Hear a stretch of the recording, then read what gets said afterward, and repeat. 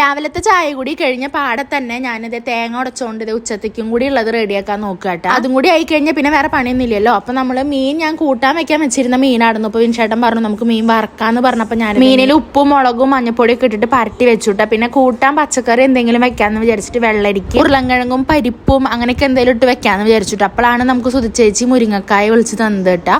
അപ്പൊ ഇത് മുരിങ്ങക്കായും കൂടി ഇട്ടിട്ട് വെറുതെ ഒരു പരിപ്പ് കറി പോലെ വെക്കാട്ടാ ചെയ്തത്. വിൻചേട്ടന് വെയ്യാത്തോണ്ട് തന്നെ ഇന്ന് ഹെൽപ്പ് ചെയ്യാനൊന്നും കൂടിയില്ല.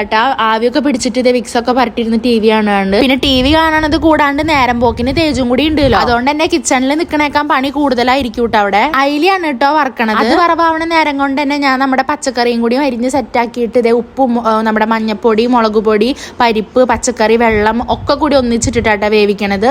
പിന്നെ തേങ്ങ അരച്ചൊഴിക്കുന്നുണ്ട്. അപ്പൊ അതിന് വേണ്ടി തേങ്ങ ചിരകി കുറച്ച് ജീരകമൊക്കെ ഇട്ടിട്ട് അത് അരച്ചെടുത്തു.